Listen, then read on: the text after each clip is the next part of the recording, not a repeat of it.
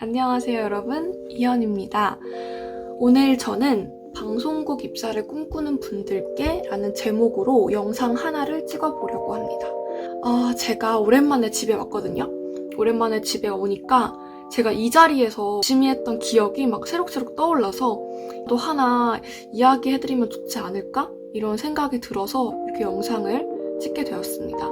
제 소개를 간단히 하자면 저는 전 아나운서 지망생이자 전직 기자, 그리고 현재는 방송국에서 일하고 있는 사람입니다. 저는 언론사 공채를 3번 통과한 사람이기도 하고 기자, 아나운서, 그리고 경영직 이렇게 3가지 공채를 경험해본 사람이기도 합니다. 그래서 제가 무엇보다 많은 직군을 경험을 해봤기 때문에 여러분들께 방송국 공채 이거 하나만큼은 생각해보자 라는 의미로 그 영상을 찍게 되었어요. 혹시나 지금 준비하고 계신 분들 중에서 내가 필기랑 실무까지는 잘 되는데 왜 최종에서 안 될까?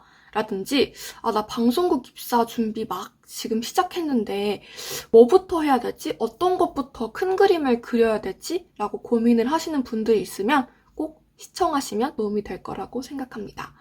그럼 본격적으로 이야기를 시작해 볼게요.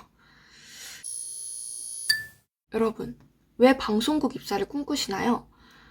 제가 생각하기에는 자신의 생각을 표현하고 싶어 하는 욕구가 있거나 혹은 자기 자신을 표현하고 싶어 하는 욕구, 사회 전반에 대한 관심과 애정이 넘치시는 분, 적어도 공감 능력이 뛰어나신 분, 이렇게 해가지고 방송국 입사를 꿈꾸시는 것 같아요. 그래서 제가 느낀 바로는 본인의 개성을 표출하고 싶어 하는 욕구가 강하게 드러나는 것 같아요. 이게 면접 과정에서도요.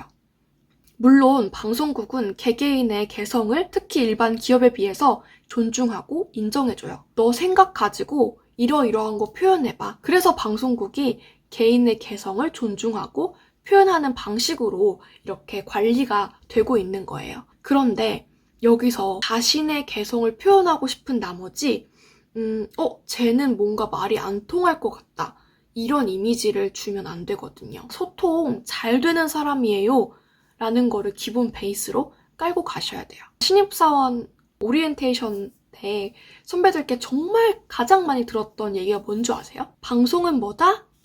협업이다. 이거예요, 여러분. 그만큼 협업 프로세스가 굉장히 중요한 게 방송국이라는 거죠. 그런데 여기서 협업이 왜 중요하냐면 서로 각기 다른 전문성을 가지고 한 공간 안에서 생산과 유통이 일어나기 때문이에요. 각 직군마다 고유의 성격과 또 이해관계가 있죠. 근데 이런 것을 잘 조율하지 못하는 사람이다? 그러면 방송 망칠 가능성이 있습니다. 그래서 방송은 협업이라고 선배들이 항상 강조하시거든요. 그럼 여기서 어떤 사람 뽑고 싶으실까요? 네, 바로 의사소통 잘 되는 사람. 말 잘 통해서 내가 어떤 거 표현하고 싶은 욕구 필요하지만 그걸 잘 구현할 수 있도록 여러 사람들과 이야기가 잘 통하는 사람. 그런 사람을 선호합니다. 왜냐면 방송은 이렇게 유튜브처럼 혼자 하는 일이 아니기 때문이에요. 그리고 2번째로 드리고 싶은 말은 여러분, 스토리를 엮어보세요. 뭔 소리야 하실 수도 있는데 아니면 정말 고수분들은 뭐 되게 식상한 말 하네 이렇게 얘기할 수도 있는데 퇴사를 하고 다시 공채 준비를 하면서 일반 기업도 처음으로 이렇게 지원을 해봤어요. 근데 그때 느낀 거는 일반 기업이랑 방송국 사람 보는 기준이 조금 다르구나 이걸 느꼈습니다. 어떻게 느꼈냐면 방송국은 그래도 사람 자체를 좀 봐주는 것 같아요.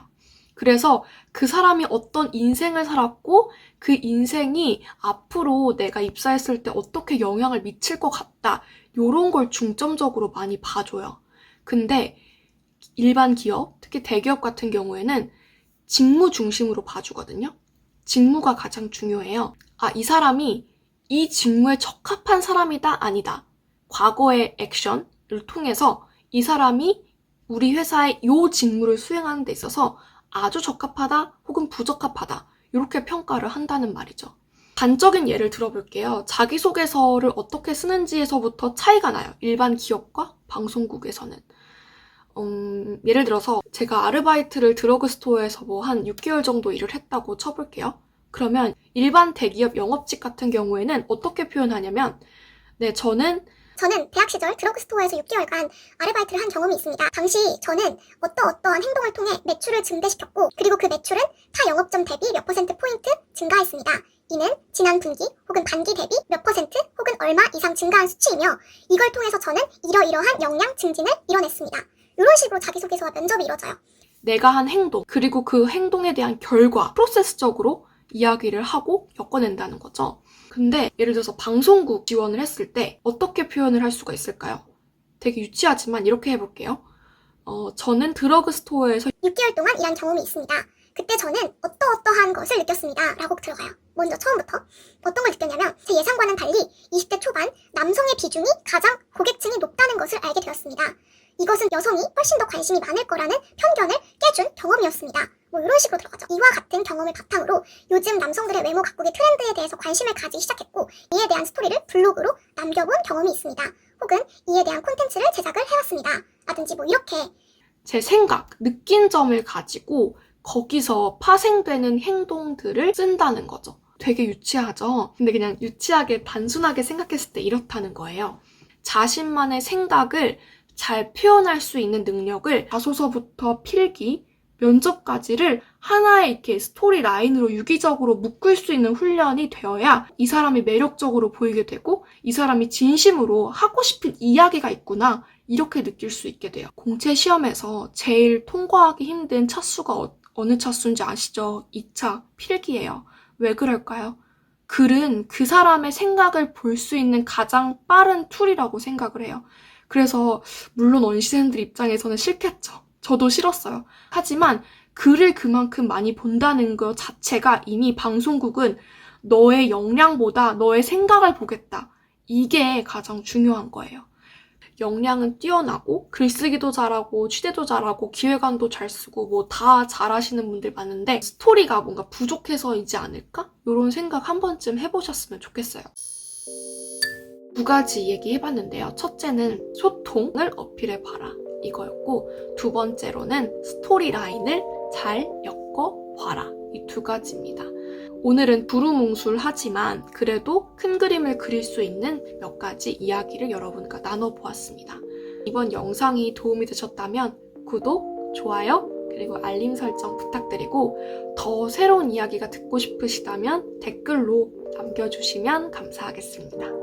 그럼 여러분, 다음에 또 볼 수 있도록 더 좋은 콘텐츠 가지고 찾아뵙도록 하겠습니다. 봐주셔서 너무 감사하고 다음 시간에 뵐게요.